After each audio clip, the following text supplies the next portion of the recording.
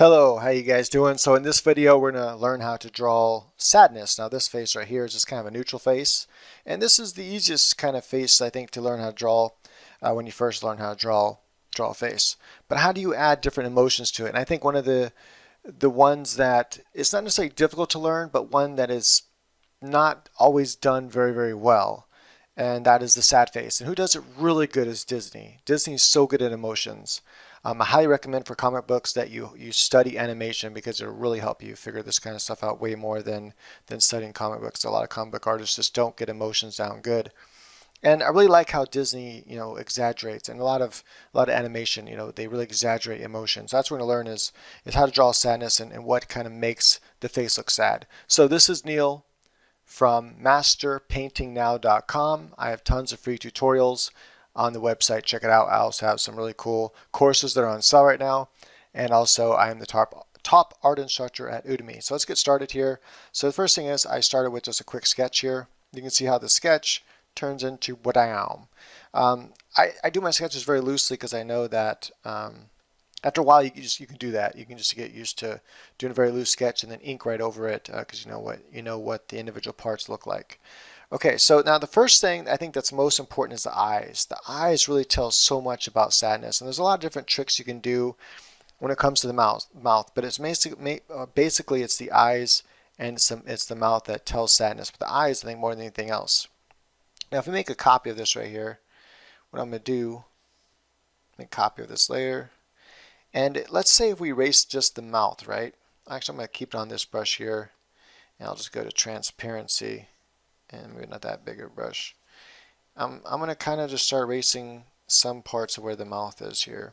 Now if we just take the mouth and change it, you're going to see how sadness starts to kind of, sadness will kind of start to play a role if you just kind of have that shape to it, right? And so we haven't changed anything except for the shape of the lips, and that's all we've done. And by doing that, you can see she's starting to kind of look like she might be sad a little bit. Now this is where you can really distort and change your character. You can make her lips come up more, you can make her lips go down more, or you can make the chin a little bit smaller if you don't like how the chin looks larger. So in this case, let's just go ahead and drop her lips down a little bit. You don't want to make it too far away from the nose. You can also drop the nose down a little bit if you wanted to. So it's different things you have to change sometimes when you change the face. So now we have already the beginning of the sadness, but the eyes are what really tell the difference. So I want to show, that's why I saved this here so we can see the lips back and forth, and I'll show those lips with the new eyes. So now we're going to take these eyes and start to draw them into a sad way. And to me, what really sells sad eyes is the eyebrows. The eyebrows are really what tells so much emotion. And so let's go ahead and start with the right eye first. We'll go ahead and pick again the transparency tool here, and we'll get rid of the eyebrow. Bam, it's gone. Now when we draw the eyebrow, the basic shape of sadness starts like this. Go back to black here. Starts like this, comes down, comes across, and comes down. It's almost like an S kind of shape. That's the main shape the eyebrow wants. Now, the more you want the character to look sad, the closer you want to bring this mark right here to the eye.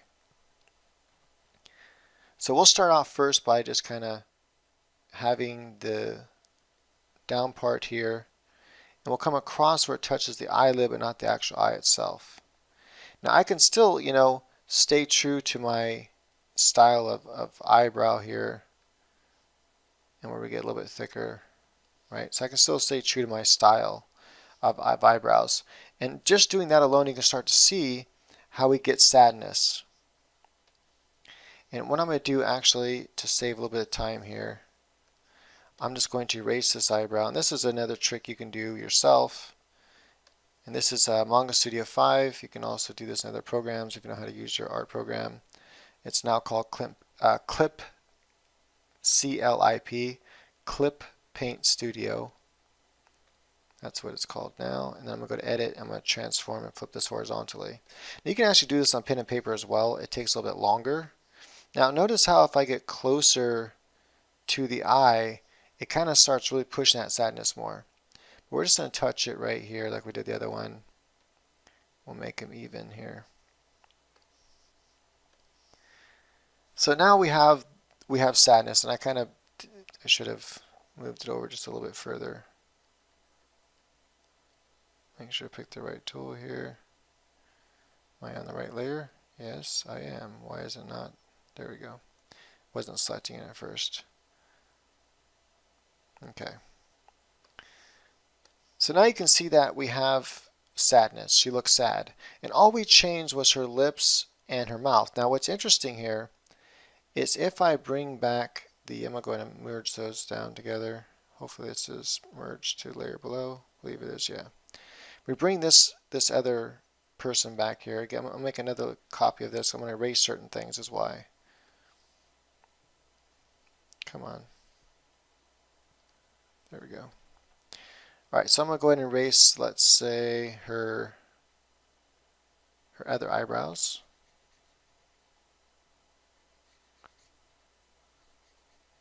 Get those out of the way. And we're going to erase, well, I don't want to erase that mouth. We want to erase this other mouth here for just a second. I'll bring it back. I'm just going to erase the sad mouth.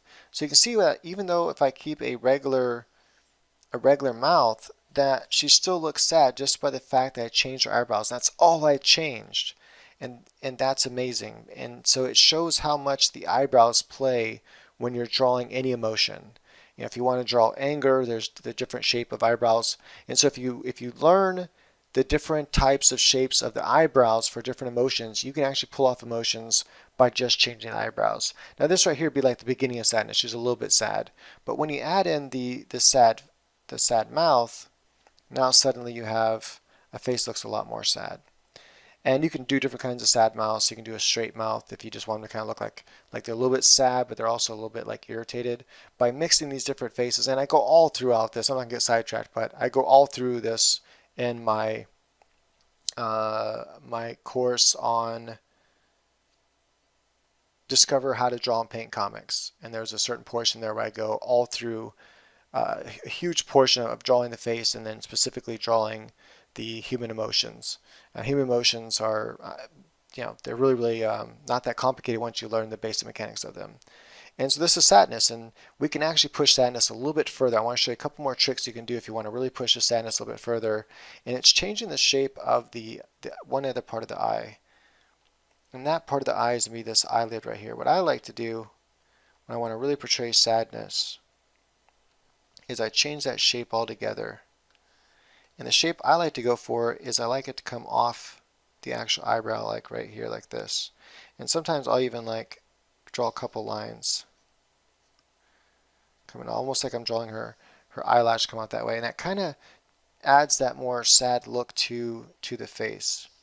Another thing, sometimes I'll drop the eyebrow down more. I'll really change that shape more.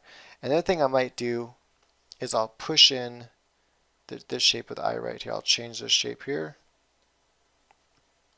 And the shape that I like to go for is kind of more where it comes like this, and it kind of comes in more like this right here.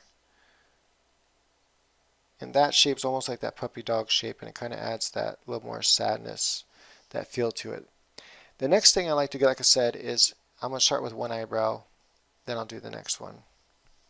Is if I erase the eyebrow, oops,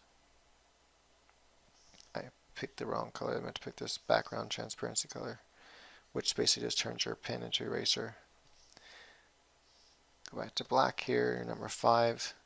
So let's go ahead and go like this. And you can already see just the eyes themselves without the eyebrow. Just change the eye to that shape kind of adds that sadness. But if you start up higher and then really push into this eyebrow, right, or push the eyebrow into the character, you can really get this sense of sadness here by pushing it in. That's probably a little bit, that's more like mad. I push that a little bit too far. Let's start almost in the same place, but it's kind of just come into the eye more like this and off the eye like that. And so doing something like that, you can kind of push that sadness just a little bit further. Now you can also change the bottom shape of the eye, and you want to push the sadness even further. You can change the bottom shape of the eye here. And the main shape I like to go for is a slight upward shape like this, just a slight line like that. So have that break off, still have the makeup on there. But you want to break that line up, and instead of being rounded, it kind of curves up like this. And if you curve, the more you curve that line, you want to curve it too much, but if you curve that line like this, it really does sell that sadness a little bit more. And you can even add, maybe a couple, lines in here like that if you want to. You can also just add the, almost like the beginning of the swelling of tears. You can even show some tears or even stream down, and it shows more sad. Now, if you want to make someone really sad, you can make their mouth open, almost like they're scream crying. You can close their eyes. But this is the basic right here of sadness. You can see how this eye here looks a little more sad than this eye here. And so just to show that, we'll do what we did before. I'll take this eye and we're going to copy it really fast.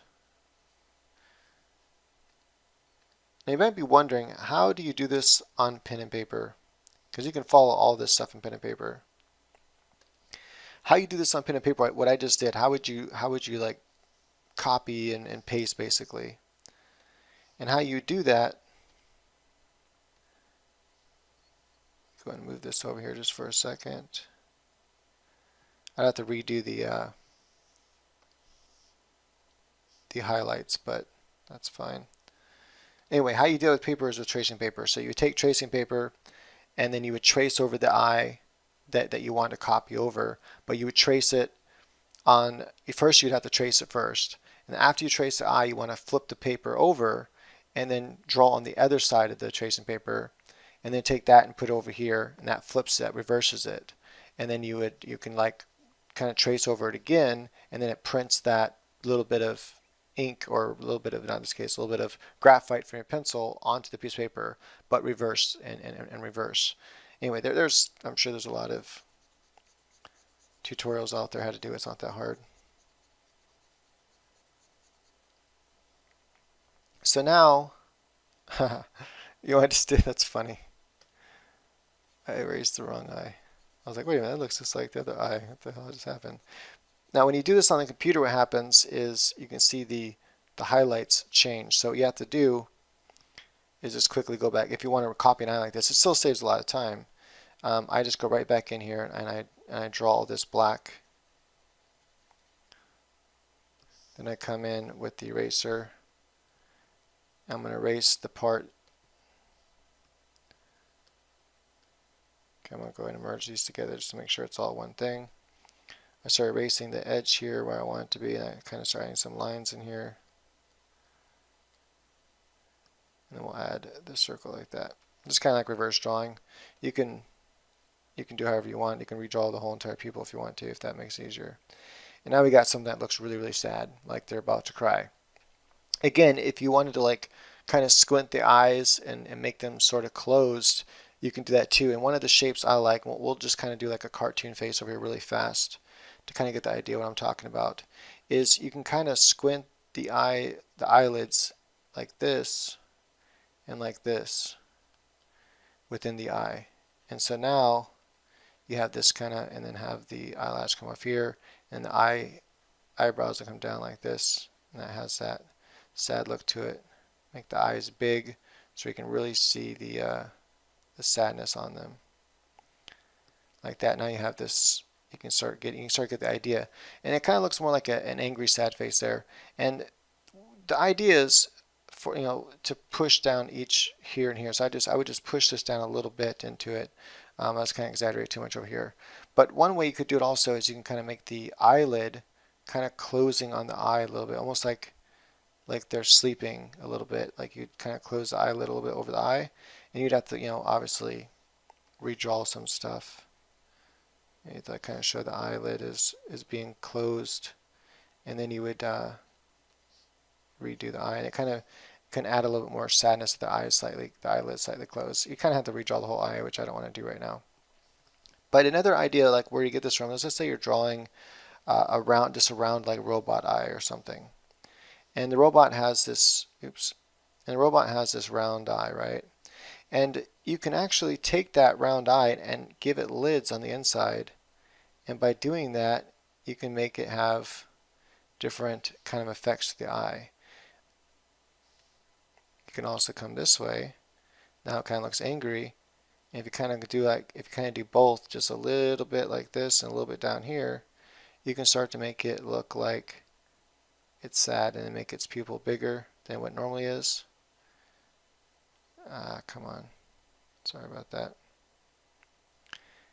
And when you add that together with a sad face, you start to get what looks more like sadness, even though the eye can't express sadness because it doesn't have eyebrows and stuff. Now, if your robot happens to have some sort of eyebrow length, shape to it, you can add the eyebrow to it. But let's say their eye doesn't allow for much change of shape because it's a robot with an actual round eye. You can give it lids and do like this with it. You can do the same thing with the human lid on cartoons. And so we'll end it with that. Let's say we want to give her lids like that. I don't think it's going to fit this style of art, but you can always exaggerate and stuff. And manga likes to really do this a lot. That's basically Japanese cartoons. Let's see here. Debating whether this is going to take too much time or not. Let's go ahead and get into the eye here. And let's say I want to just go ahead and draw the eyelid just barely, kind of like this here, into the eye. Add a little bit of shadow here. And you can see how just adding that little bit of eyebrow, or not, eyelid coming down, it's the shape though it comes down. If you curve it upward, it'll look angry. So you have to curve the eyebrow like that. If you don't curve it in that shape, again, like I said, you're going to get something that looks more angry than sad. And there you have it. So that's a little bit too much. There we go. Anyway, you get the idea. I would actually redraw the whole eye, considering that's how I wanted to draw it. But now you have the eyelid kind of closing a little bit in the eye, and it kind of adds that almost like a mopey sadness. And like I said, you can like squint the eyes and really get a really sad eye. So if you have that same shape to the eyebrow like this here, that's the main shape you're paying attention to. And then you kind of like almost completely close the eye here. Let's say they have makeup on.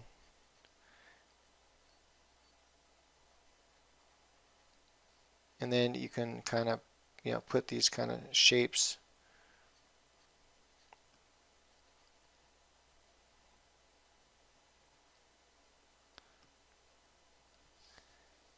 And then you have to rechange the eyebrow because I went too high up. You want to come down further like that. And then erase the other one. We get the idea. And you can have it totally closed. That right there, that wasn't a good example, but you can have it like to where the eye is totally closed like that, and just kind of a couple wrinkles out, and then have the eyebrow coming like that. And then when that is compared with, it's very simplified. And then, but honestly, that will convey sadness, like the person's crying. If you have these both,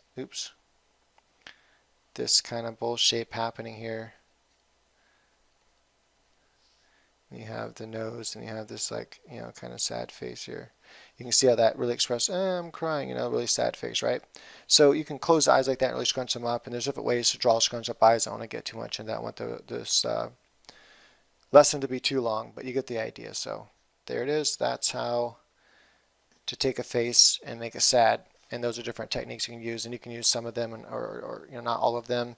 And you can mess around with different things, like different kinds of lip structures, like change lips. You want to make sure the character still looks like a character though, but maybe change the lips a little bit to where they're not quite as, she's not frowning quite as much. Maybe her face is more, or her lips are more like straight. So she'll still kind of have that sad look, but she'll have it in a with a straight face. So let's go ahead and do that real quick here. So instead of really pushing it down so much, we'll just kind of push the lips more kind of like straight across.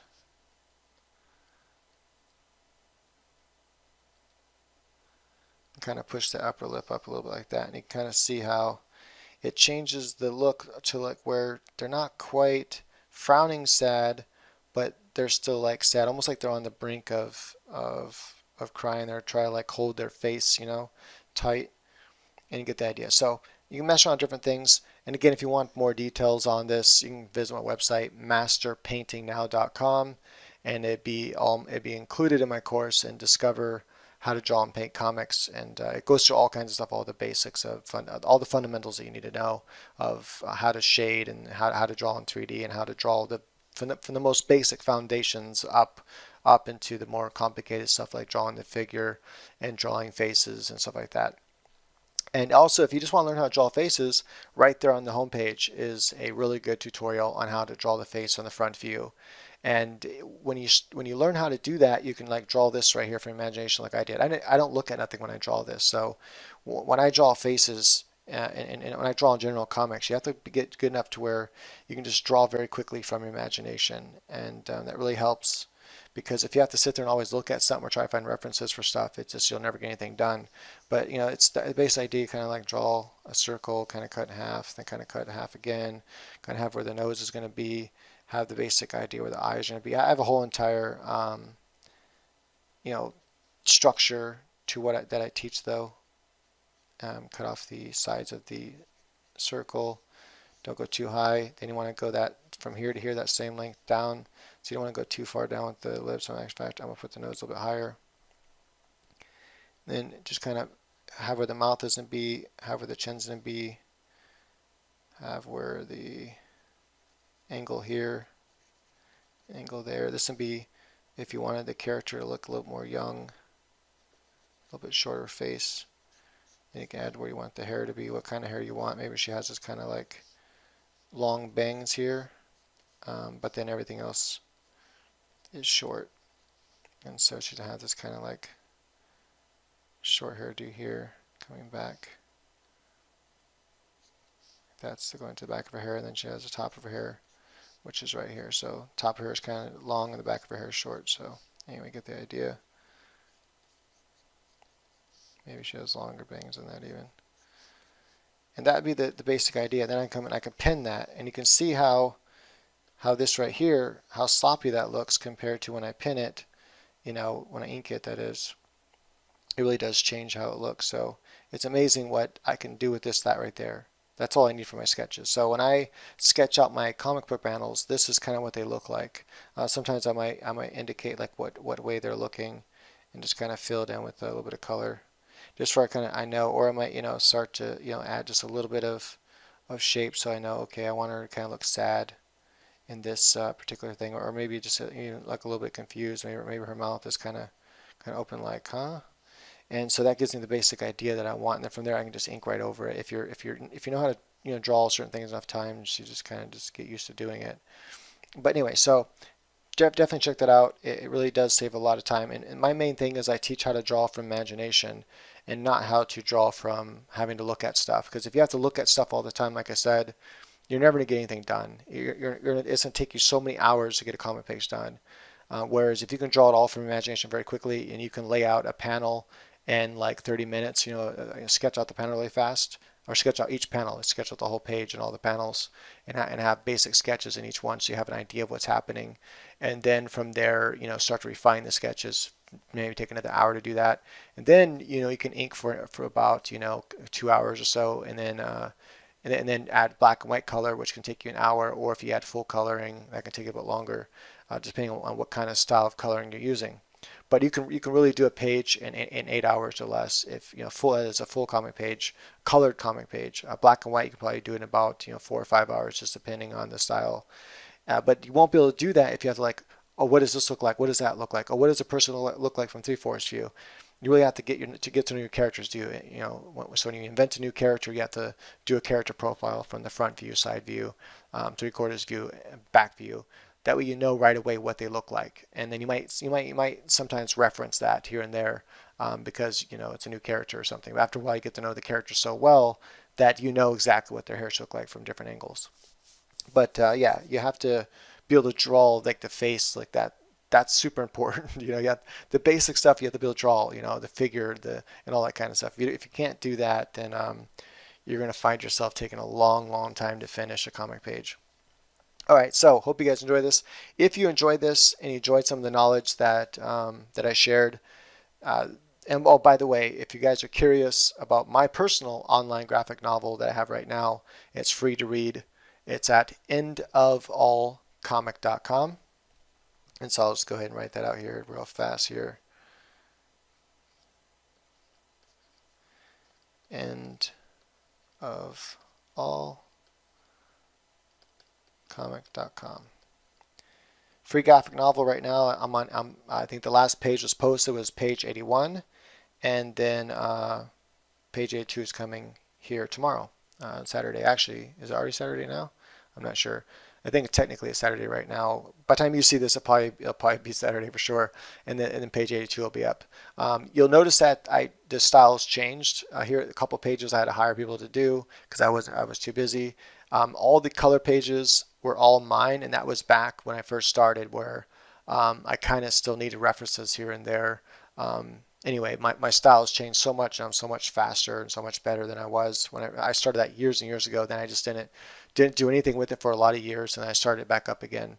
And then now I got too busy again, and so now I have another person helping me doing some of the pages and stuff. So anyway, yeah, but really cool story, and I think you guys will dig it. So if you guys are into comic books, it's an entire free graphic novel.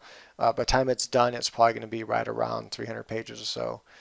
So yeah, maybe even 400. It's a really cool story though. I wish some of you actually have read the story already in its novel form. I shared it with some people because I felt bad because I stopped the comic book, stopped making it, and then I was like, you know what, that's kind of messed up. I led them all the way through like 60 something pages, and I got discouraged because like my computer or something got hacked and half of my pages were missing that I was working on. I was like, that's crazy. That's so many hours of work. And so I had to like start all over, and it was just really a bummer. And I was like, oh, whatever, I don't want to finish this. And so I canned it for a long time, and I figured everyone that was reading it, I sent them a copy of the novel that I'm basing it on, which is a novel that I wrote. And so anyway, at least they got to see how the story ended for those that are just like, really bummed out they didn't get to see how it ended.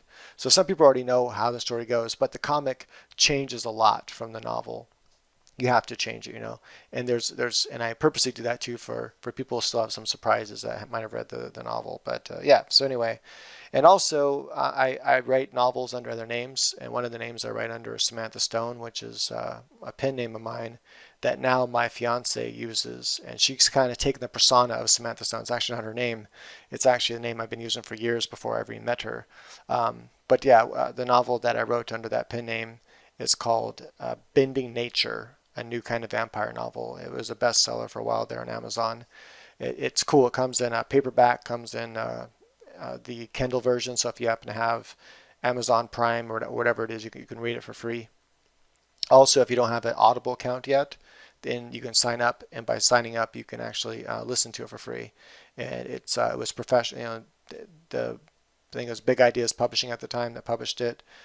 They hired a professional actress and everything to act it out, and she does a really good job. I actually really enjoy actually listening to my own novels. That's kind of cool.